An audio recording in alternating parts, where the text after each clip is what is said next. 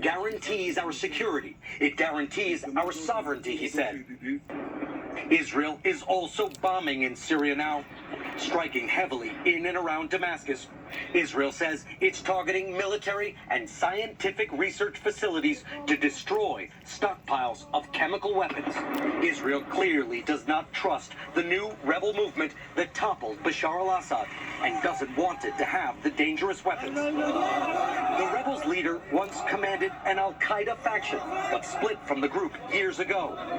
Abu Muhammad al-Jolani is still considered a terrorist by the U.S., and in the turmoil of Syria's collapse, the parents of Austin Tice, a journalist who went missing more than a decade ago, say they have renewed hope. In chaos, there's opportunity. This is an opportunity, and it feels stronger than any that we've seen or felt in a long time. Thousands of Syrians are also searching for their relatives. And this morning, they came to the notorious Saidnaya prison to search. But all they found were nooses used to execute political prisoners in batches.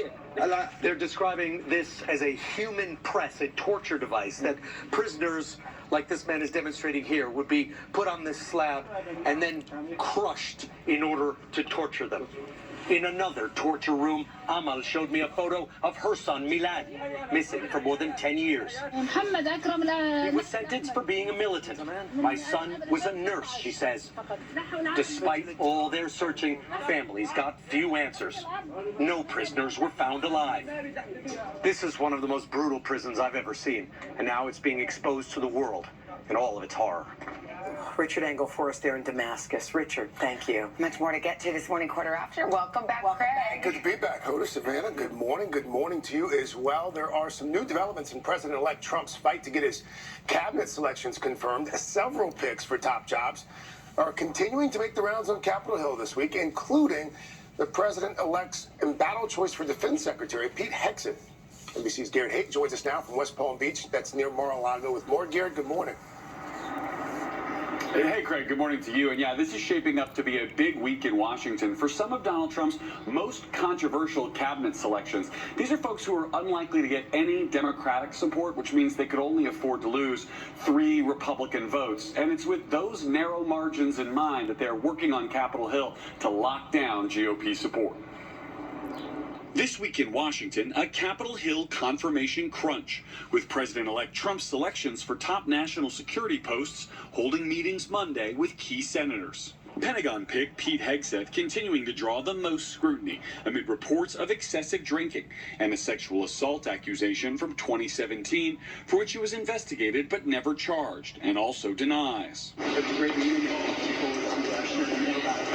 Hegseth, who has called the report smears, sitting for a second time with skeptical Iowa Republican Joni Ernst, herself a combat veteran and sexual assault survivor. He is very supportive of women in the military. Ernst issuing a seemingly supportive statement, calling their conversations encouraging.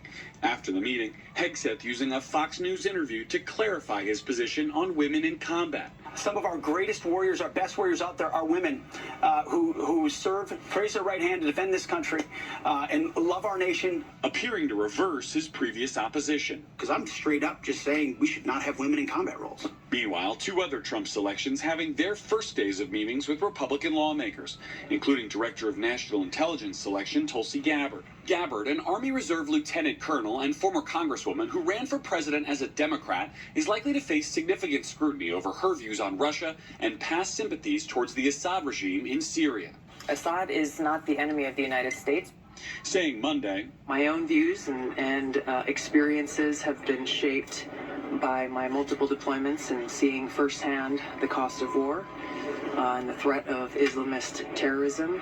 And controversial FBI director selection Kash Patel, a top Trump loyalist who many Democrats fear would use the Bureau as a weapon to pursue Mr. Trump's enemies, praised by the president-elect in his interview with NBC's Kristen Welker. I don't think he's going to have any negative votes. Is it your expectation, though, that Kash Patel will pursue investigations against your political enemies? No, I don't think so.